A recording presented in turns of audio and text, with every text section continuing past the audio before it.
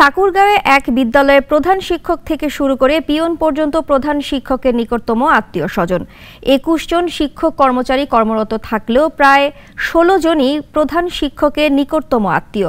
বিদ্যালয়টি পরিবারতন্ত্রে রূপান্তরিত করায় মিশ্র প্রতিক্রিয়া দেখা দিয়েছে সেই এলাকার মানুষের মাঝে। জাকির হোসেনের রিপোর্ট জানাচ্ছেন সুরাইয়া আক্তার। হরিপুর উপজেলার ৫ নং সদর ইউনিয়নের তরুরা বালিকা উচ্চ বিদ্যালয়। এই বিদ্যালয়ের প্রধান শিক্ষক লুৎফর রহমানের দীর্ঘ ৩০ বছরে বিদ্যালয়কে পরিবারতন্ত্রে রূপান্তরিত করেছেন বলে অভিযোগ উঠেছে। সেই সাথে অবৈধ ২ জন পরিবারের সদস্যকে চতুর্থ শ্রেণীর কর্মচারী নিয়োগ দিলে তা বাতিলের দাবিতে ঠাকুরগাঁও আদালতে মামলা করেছেন অত্র বিদ্যালয়ের সাবেক সভাপতি। এতে মিশ্র প্রতিক্রিয়া দেখা গেছে সেই এলাকায়।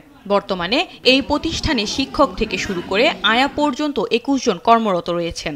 এর মধ্যে ১৬ জন প্রধান শিক্ষকের পরিবার ও আত্মীয় স্বজন। ওখানে মাথা বলা যায় না, কোনো কিছু কথা বলে রিয়াকশন আছে। প্রধান শিক্ষক তার পারিবারিক লোকজন দিয়ে এই প্রতিষ্ঠানটি চালাচ্ছে। বাইরেরও শিক্ষক আছে। ওরা প্রথম যখন বিদ্যালয়টা করে তখন ওরা বেশি সংখ্যক ছিল আর কি। প্রার্থী নিয়োগের বিষয়ে জানতে চাইলে লুৎফর রহমান ক্যামেরার সামনে কথা বলতে রাজি হননি, বরং সংবাদকর্মীদের ওপর চড়াও ও উত্তেজিত হয়। নীতিমালা মেনে বিদ্যালয়ে নিয়োগ হয়েছে কিনা সেটি সঠিক তদন্ত করা হবে বলে জানিয়েছেন এই কর্মকর্তা। এখানে পদায়ন সঠিকভাবে করা হয়েছে কিনা বা সরকারের বিদ্যমান নীতিমালা কোনোভাবে লঙ্ঘিত হয়েছে কিনা সেটা আমরা তদন্ত করে দেখব।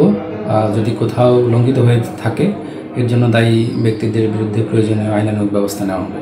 বিষয়টি খতিয়ে দেখে প্রয়োজনীয় ব্যবস্থা গ্রহণ করার আশ্বাস দিয়েছেন উপজেলা মাধ্যমিক শিক্ষা কর্মকর্তা। তরুরা বালিকা উচ্চ বিদ্যালয়ের বিষয়টি আজকে আমি জানলাম আর কি। দেখি এখন এটা জেনে আমি হেডমাস্টার সাহেবের সাথে কথা বলে, এগুলো তো আমার কাছে কোনো অভিযোগ এখন পর্যন্ত আসে নাই, যদি আসে তাহলে আমি আইনগত ব্যবস্থা নেব আর কি।